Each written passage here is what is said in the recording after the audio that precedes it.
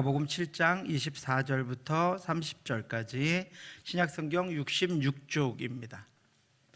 찾으셨으면 저와 한 절씩 교독하도록 하시겠습니다. 예수께서 일어나사 거기를 떠나 두로 지방으로 가서 한 집에 들어가 아무도 모르게 하시려 하나 숨길 수 없더라.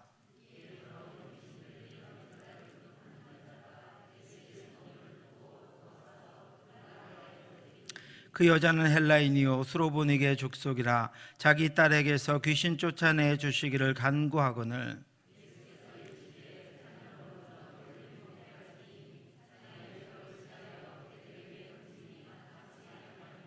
여자가 대답하여 이르되 주여 올소이다마는 상 아래 개들도 아이들이 먹던 부스러기를 먹나이다.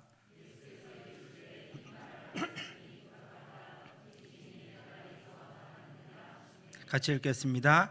여자가 집에 돌아가 본즉 아이가 침상에 누웠고 귀신이 나갔더라. 홍호승 시인의 글 중에 어머니는 늙지 않는다라는 기도문이 있습니다. 하나님은 아름다운 어머니를 만드셨습니다. 어머니의 미소를 햇빛으로 만들고 어머니의 심장을 순금으로 만들고 어머니의 눈 속에 밝게 빛나는 별을 심으시고 양볼에는 예쁜 장미를 심으셨습니다. 하나님은 아름다운 어머니를 이렇게 만들어 저에게 주셨습니다. 결코 늙지 않는 아름다운 어머니를 주셨습니다. 이렇게 시를 지었지만 실제로 이 시인 자신의 어머니는 이제 과거의 흑백 사진 속에서만 젊을 뿐 지금은 허리도 구부정하고 걸음마저 활발하게 걷지 못하신다고 했습니다. 틀니를 빼고 곤히 잠들어 주무시는 모습을 보면 입주위가 유난히 합죽하고 키가 줄어든 것 같아 문득문득 눈물이 고인다고 했습니다. 그러나 시인이 자신의 어머니가 늙으셨다는 것을 깨닫게 된 것은 그런 어머니의 외모 때문이 아니었습니다. 언제부턴가 어머니가 자꾸 자신에게 고맙다고 하시는 것을 보면서 자신은 어머니가 늙으셨다는 생각을 한다고 했습니다. 용돈 몇만 원을 드려도 고맙다고 하시고 어쩌다 고기 한 근이나 과일 몇 개를 사가도 고맙다고 하시는 것을 보면서 부모가 자식에게 고맙다는 말씀을 하실 때는 부모님의 몸도 마음도 다 늙으신 것이라고 그렇게 이야기하고 있습니다. 그러면서 시인은 자신도 나이가 들면서 비로소 알게 된 것이 있다고 고백했습니다. 이제 이 나이에 내가 철이 든 게 하나 있다면 그것은 이 땅의 어머니들에게 대한 소중함을 알게 되었다는 것이다. 어머니야말로 인생에서 가장 소중한 분이며 그 소중한 어머니를 주신 분이 바로 하나님이라는 것이다. 하나님이 주신 평생의 귀한 선물이 바로 어머니라는 사실을 알게 되기까지 나는 너무나 많은 시간을 허비해버리고 말았다. 하지만 이 땅의 모든 어머니들은 영원히 늙지 않으실 것이다. 왜냐하면 어머니도 하나님처럼 우리에게 사랑의 존재이기 때문이다 그랬습니다. 하나님이 사랑의 존재이시기에 우리에게 영원하신 것처럼 우리의 부모님도 사랑의 존재이기에 우리의 가슴에 남아 계실 것이라고 그렇게 시인이 고백하고 있는 것입니다. 사랑하는 성도 여러분, 여러분들에게도 그렇습니까? 부모님은 사랑의 존재이기에 사랑의 존재이신 하나님과 같이 우리에게서 영원히 늙지 않으실 것이라고 여기는 정호승 시인의 마음이 이 어버이 주일에 부모님을 생각하는 우리의 마음과 동일하다고 생각합니다. 저도 코로나 기간 중에 투병 생활을 하시며 그렇게 사랑하시던 가족들을 보시지도 못한 채 작년 겨울에 돌아가신 아버지의 존재가 새삼 그리워집니다. 그리고 그 사랑이 그 이름과 함께 제게 남아있음을 기억합니다. 부모를 이해하고 또 부모님께 받은 사랑만큼 부모가 되어서 사랑하며 살아가는 저와 여러분들 되시기를 주님의 이름으로 축원합니다. 오늘 본문에 보시면 예수님은 계속되는 사역으로 말미암아 지쳐 있으셨습니다. 제자들도 계속되는 사역으로 말미암아 음식 먹을 겨를도 없이 지내다 보니 많이 힘든 상태였습니다.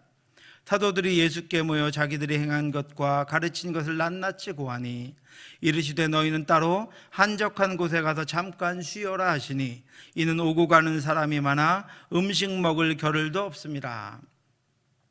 그렇지만 많은 이들이 갈급함 때문에 예수님과 제자들을 늘 쫓아다녔습니다.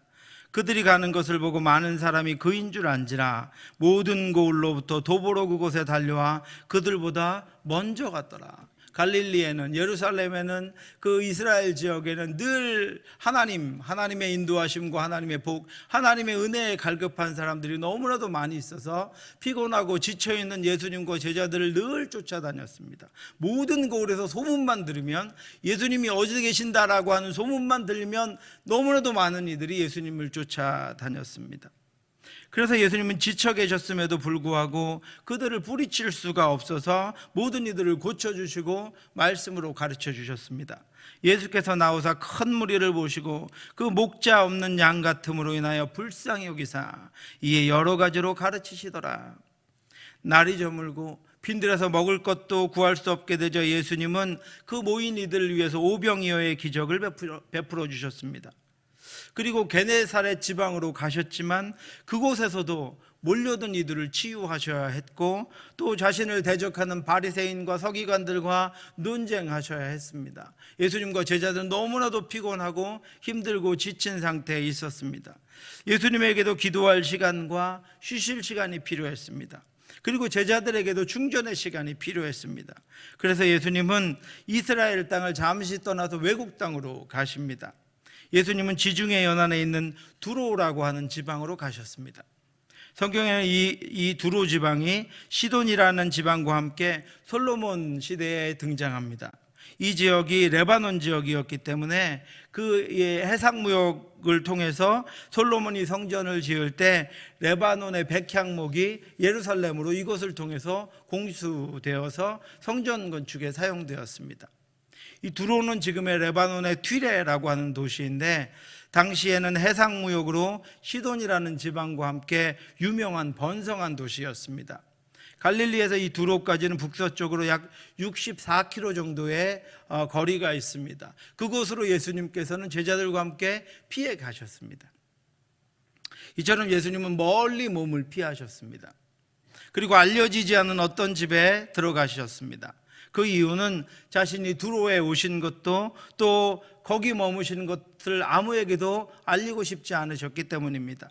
그런데 예수님 그렇게 하실 수가 없었습니다. 예수님이 그곳에 가셨다는 것과 어떤 사람의 집에 머무신다는 소식이 빠른 속도로 사람들에게 전달되어지고 있었습니다. 그렇게 예수님이 아무에게도 알리지 않고 피해 계셨음에도 불구하고 한 여인이 예수님을 찾아옵니다. 그 여자는 헬라인이요 수로보니게 족속이라 자기 딸에게서 귀신 쫓아내 주시기를 간구하거늘. 예수님을 찾아온 여인은 헬라 여인이면서 수로보니게 여인이었습니다. 헬라인이라는 것은 당시에 가장 뛰어난 문명인 헬라어를 사용하는 지식인이었다라고 하는 것을 알려줍니다. 또 수로보니게는 시리아와 베니게의 합성어로서 미술과 공예에 뛰어나고 무역을 통해서 거대한 부를 축적했던 페니키아의 여인이었다라고 하는 것을 알려주고 있습니다. 지금으로 비유하면 영어를 사용하는 뉴욕 시민이었다라고 하는 것입니다. 그런 여인이 예수님을 찾아왔습니다. 예수님이나 제자들과 같이 이스라엘의 가난한 어촌 도시인 갈릴리 지역에서 온 이들과는 다르게 헬라어를 사용하는 수로보니게 여인이 예수님을 찾아와서 자기의 딸에게서 귀신을 쫓아달라고 예수님에게 청했습니다. 그것이 이 여인이 예수님을 찾아온 이유였습니다. 이에 더러운 귀신 들린 어린 딸을 둔 한 여자가 예수의 소문을 듣고 곧 와서 그 발 아래 엎드리니, 여인에게는 더러운 귀신 들린 딸이 하나 있었습니다. 그 딸로 인해 이 여인은 삶이 괴로움과 고통뿐이었습니다. 슬픔과 탄식뿐이었습니다. 이제까지 딸을 고치기 위해 수많은 것들을 다 해보았지만 아무 소용이 없었습니다. 시간이 지날수록 딸은 점점 더 약해져 갔고, 그런 딸의 모습을 보며 딸을 위해서 자신이 아무것도 할 수 없다는 그 자신에 대한 자책감만 점점 더 심해지고 있었습니다. 그러다가 예수님의 소식을 들었습니다. 그가 수많은 병자들을 낫게 할 뿐 아니라 귀신 들린 이를 고친다는 소식을 들었습니다. 그리고 예수님이 지금 두로에 오셨다는 이야기를 들었습니다. 여인은 딸을 위해 모든 것을 그대로 두고 예수님을 위해 두로로 달려갔습니다. 그리고 예수님을 찾아냈습니다. 그리고 갈릴리의 거친 어부들인 제자들의 틈을 비집고 들어가서 예수님의 발 앞에 엎드렸습니다. 지금 예수님의 발 앞에 엎드린 여인은 헬라어를 사용하는 수로보닉의 여인이 아니라 귀신 들린 딸을 가진 어머니였습니다. 예수님의 발 앞에 엎드린 여인은 고귀하고 귀품 있고 수줍음을 타는 가녀린 여인이 아니라 귀신 들린 딸의 아픔을 자신의 가슴에 묻고 단 한순간도 편히 잠을 이루지 못하고 가슴앓이를 하는 어머니였습니다. 지금 예수님의 발 앞에 엎드린 여인은 자식을 위해서라면 그 어떤 것도 감당하는 우리들의 어머니입니다. 예수님의 발 앞에 우리들의 어머니가 무릎을 꿇고 엎드려 있습니다. 자신들의 모든 부족함과 연약함과 고통과 아픔을 자신의 품에 안은 채 자신의 무능함과 연약함만을 탓하며 한없이 자식들에게 미안해하고 마음 졸이는 우리들의 어머니가 거기 예수님의 발 앞에 아직도 엎드려 있습니다. W.L. 필립스라는 분이 어느 날 급한 일이 있어서 마을에 있는 의사의 집을 찾아갔습니다. 필립스는 집 앞에 앉아있는 소년이 의사의 아들이라고 하는 것을 알고는 아이에게 물었습니다. 너 아버지 집에 계시니? 아이는 아니요, 나가셨어요 라고 대답했습니다. 그러자 필립스는 어디 가셨는지 아니? 이렇게 물었습니다. 그러자 아이가 이렇게 대답했습니다. 사람들이 병들었거나 다친 곳에 가면 아버지를 찾으실 수 있을 거예요. 아버지는 아마 거기서 사람들을 치료하고 계실 거예요 라고 대답해 주었습니다. 그런데 이 예화를 제가 읽으며 이런 생각이 들었습니다. 지금 우리의 부모님은 어디 계십니까? 여러분은 그동안 어디서 여러분의 부모님을 보셨습니까?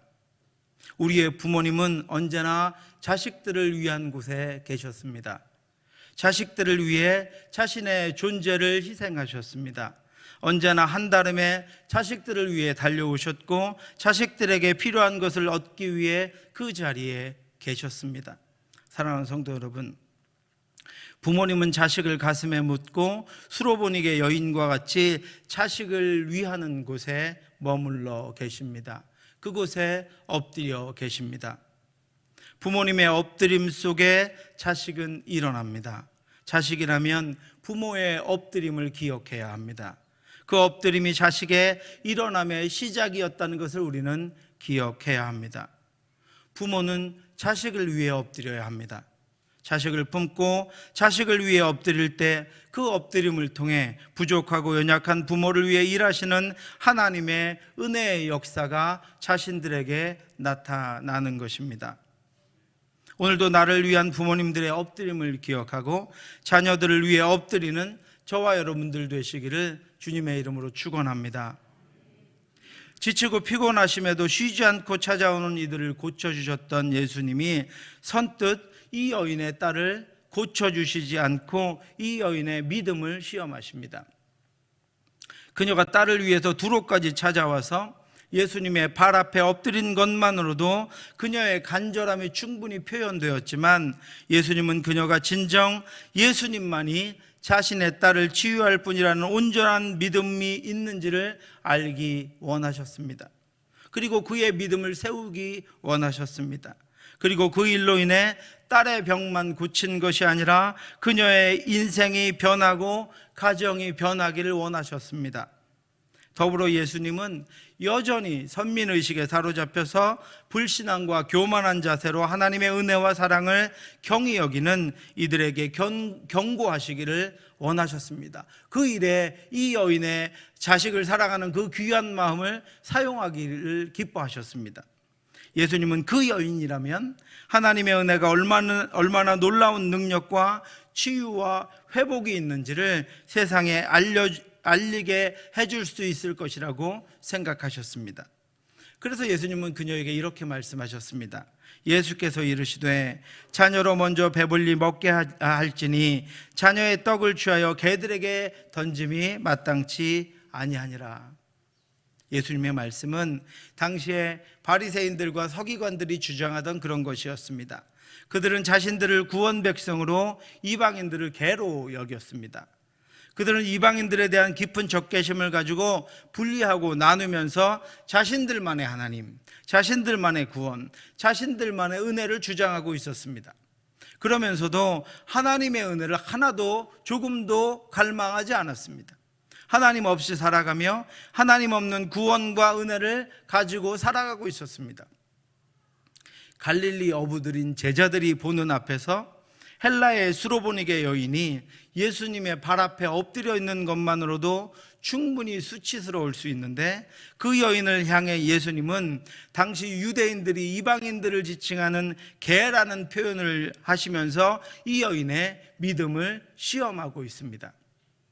그런데 여러분, 말씀드린 대로 지금 예수님의 발 앞에 엎드려 있는 이는 수로보니게 여인이 아니라 귀신 들린 딸을 둔 어머니였습니다. 어머니는 딸을 위해 피하지 않았습니다. 포기하지 않았습니다. 여자가 대답하여 이르되 주여 올소이다마는 상 아래 개들도 아이들이 먹던 부스러기를 먹나이다. 귀신 들린 딸의 어머니는 딸을 위해 모욕과 수치를 다 참아냅니다. 자식을 위해 모욕과 수치를 다 자신의 가슴으로 받아내고 상 아래로 떨어지는 부스러기의 은혜를 구합니다. 주여 올소이다마는, 그녀는 예수님을 주님이라고 부릅니다. 딸의 병을 고칠 권세를 가진 주인으로 부릅니다. 지금 내 딸을 고쳐주실 수 있는 분은 당신밖에 없습니다. 당신이 내 딸의 병을 고칠 주인이시며 우리의 인생의 주인입니다. 우리 가정을 새롭게 하실 우리 가정의 주인이십니다라고 이 여인은 주님을 그렇게 부릅니다. 예수님 말씀이 맞습니다. 이스라엘 백성들이 말하는 것처럼 하나님이 그 이스라엘 백성들을 구원하셨고 하나님이 이스라엘 백성들을 자기 백성으로 택하신 것을 제가 알고 있습니다. 주님 말씀이 맞습니다. 이방인인 제가 개와 같은 것을 저도 알고 있습니다. 그러나 주님, 그것뿐이라면 악한 귀신이 들려 저토록 고통스러워하는 내 딸은 어디서 구원을 얻습니까? 그것뿐이라면 단 한순간도 사람답게 살지 못하고 괴로워하며 인생을 허비하고 있는 내 딸은 누가 치유합니까? 예수님마저 거절하시면 저 불쌍한 내 딸은 어떻게 살아갑니까? 주님 알고 있습니다. 그러나 떨어지는 부스럭이라도 저에게 주시기 바랍니다. 떨어지는 부스럭이라도 제 딸에게 주시기 바랍니다. 그것이라도 먹고 낫게 해주시기 바랍니다. 그것이라도 먹고 제 딸이 고통에서 벗어나게 해주시기 바랍니다. 어머니는 자신이 그대로 돌아가면 귀신 들린 딸은 더 이상 희망이 없을 것을 알기에 그냥 돌아갈 수 없었습니다. 엎드렸던 그 자리에서 일어설 수 없었습니다.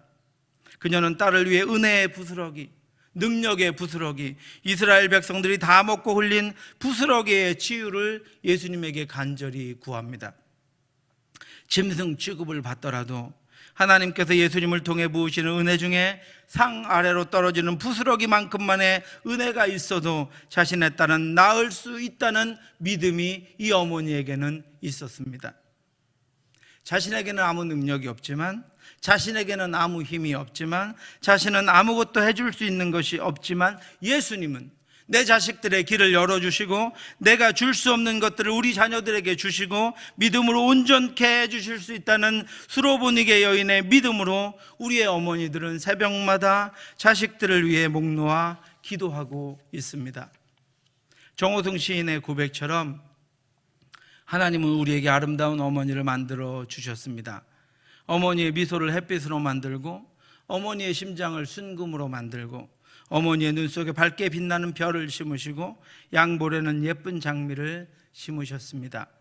하나님은 아름다운 어머니를 이렇게 만들어 저에게 주셨습니다. 나에게는 결코 늙지 않는 아름다운 어머니를 주셨습니다. 여러분, 그런 어머니가 계시지 않습니까? 그런 어머니가 우리와 함께 하셨지 않습니까? 그런 부모님들이 우리의 부모님들 아니셨습니까?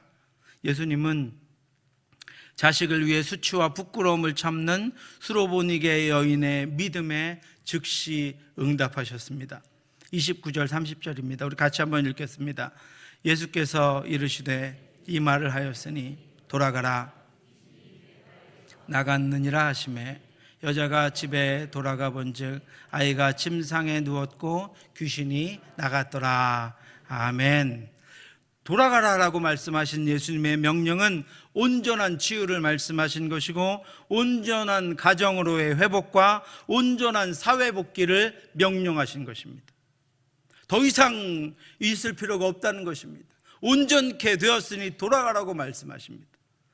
어머니의 간절한 기도로 딸이 나음을 입었습니다. 예수님은 부스러기의 은혜가 아니라 온전한 은혜를 베푸셔서 여인이 집에 돌아가기도 전에 딸에게서 귀신을 쫓아내 주셨습니다. 뿐만 아니라 그녀의 딸이 온전히 회복되어 가정과 사회의 일원으로 복귀할 수 있도록 해 주셨습니다. 예수님은 여인이 집으로 돌아간 후에 더 이상 귀신 들린 딸을 볼 수 없도록 여인이 집에 도착하기 전에 그 딸을 고쳐주셨습니다. 여인은 집으로 돌아가 예수님이 자신에게 주신 선물을 확인할 수 있었습니다. 하나님은 자식을 위해 부끄러움과 수치를 모르는 우리의 어머니의 기도의 선물을 늘 우리에게 주십니다. 어머니의 기도가 우리의 삶에서 그동안 우리가 누린 수많은 열매들이었습니다. 아버지의 헌신이 우리가 그동안 누린 수많은 그분들의 땀과 수고의 열매들이었습니다. 어머니의 기도가 우리 교회가 지난 40년간 누린 수많은 열매들이었습니다. 그리고 그분들은 지금도 주 앞에 무릎을 꿇고 자녀들에게 또 우리 교회 이 나라 이 땅 위에 수많은 열매들이 앞으로 열려 그 열매를 통하여 우리의 자녀들이 자라나며 한국교회가 부흥하며 우리 교회가 성장하며 이 나라 이 땅에 하나님께서 기뻐하시는 것들이 열리기를 지금도 주 앞에 엎드려 기도하고 계십니다. 사랑하는 성도 여러분, 우리에게도 그런 부모님이 계십니다. 지금 생전에 계시든 그렇지 않든 부모님은 사랑으로 우리에게 살아계십니다. 그리고 그 수고와 헌신과 기도의 열매가 아직도 우리 앞에 있습니다. 오늘은 그 아름다운 부모님과 부모님을 선물로 주신 하나님께 감사하는 날입니다. 그리고 우리도 그런 부모가 되어 자녀들을 세울 수 있기를 다짐하는 날입니다.